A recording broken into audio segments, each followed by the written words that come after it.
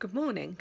Yesterday I think it was the fourth protest regarding travel assist and being failed, and our children, more importantly, being failed. I think I've attended maybe three of them. I think what really strikes me is that in all those years it's got worse. We've had so many promises and we've had so many apologies, but it's just got worse. Even this morning, someone I know said an Uber turned up with other children in and no guide. So she's had to put her child in an Uber with a driver that she doesn't know. The other children on the route were in there, but there's no guide. I mean, where's the safeguarding in that?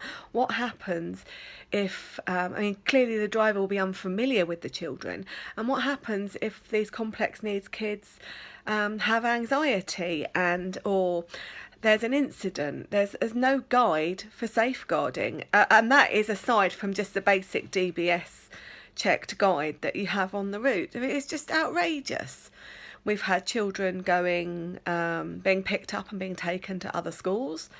What else have we had? We've had children being stranded at schools for, couple of hours. We've had children with no transport. And then there was a debacle that made them cancel one of the routes prior to the school year, was because the DBS checks hadn't been done, and there were some safeguarding issues or concerns over certain members of the guides and taxis that were transporting our precious and vulnerable children. I mean, years ago, everything was done in-house, wasn't it? The council had a fleet of buses that they maintained. They had drivers and guides on payroll. And they had floating guides, and floating drivers. I think if somebody was unwell, they had safe, reliable people with a good history with the council, and that parents would probably see at some time or other because they'd be known as floating staff. And now it seems to be tendered out to what I can only imagine is the lowest pay they can do. Many of the guides have communication issues themselves, which is a barrier for our children, because many of our children are complex needs and communicate differently to the rest of the world. So language barriers are going to be even more confusing for them. And it's just beggars belief, doesn't it? And about just over a month ago, Sharon Thompson, it was her first day at work. She's the new counsellor for vulnerable children. Came, and it was her first day, and fair play to her. She came to the Sen Education rally that we did, Kitty Sanderson organised outside the council offices, and Ian Ward came.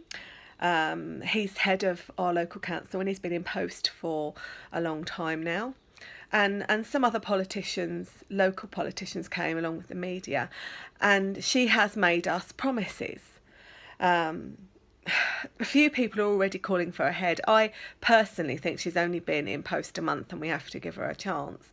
But having done my research, having spoken to previous posts she's had, people that have been involved, like allotment people, some of the homeless stuff she's done, I'm not filled with joy. But I'm hoping that, she's infinitely better than Kate Booth. I can see that already. And I'm hoping that she's going, in this case, to deliver. But as for the head of the council, I firmly lay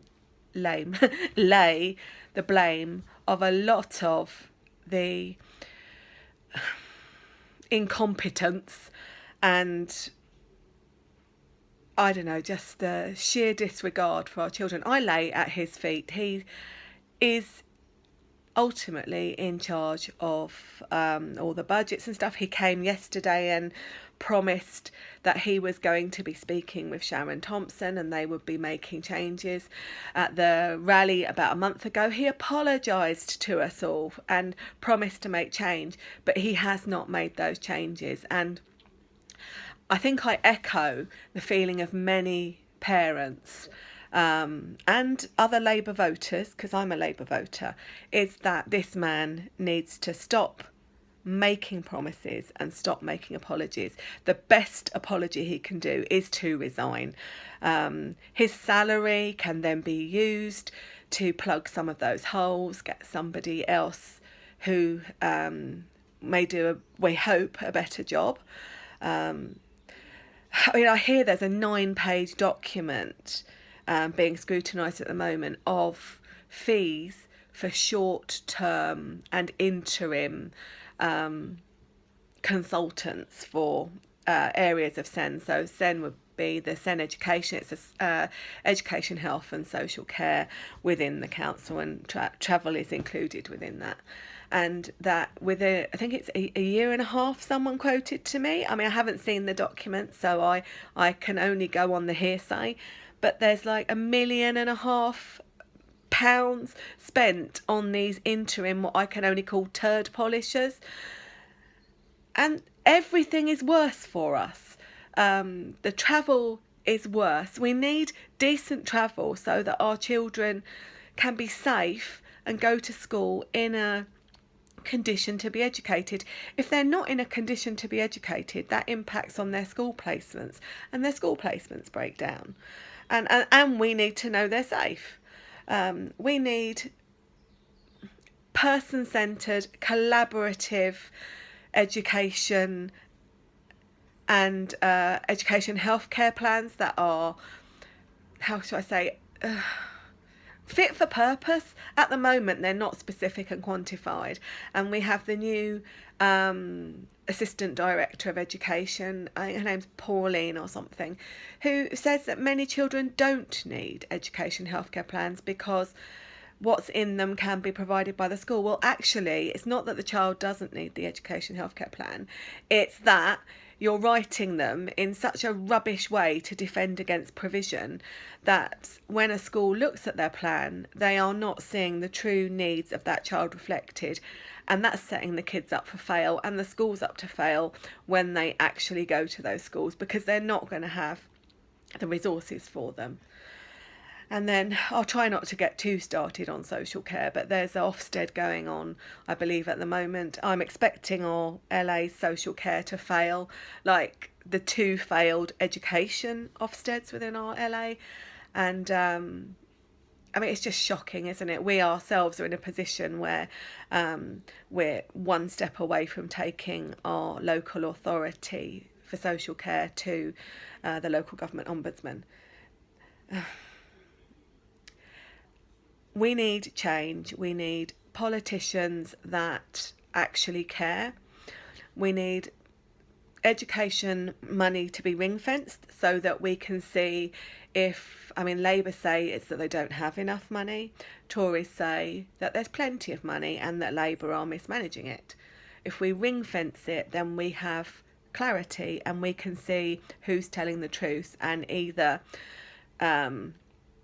berate one for mismanagement or petition one for more money. I suspect there needs to be more money, and I also suspect that there is money that could be spent better.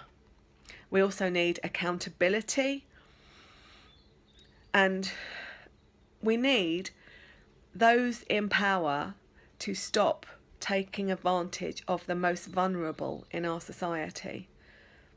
And I'd like to see Ian Ward resign.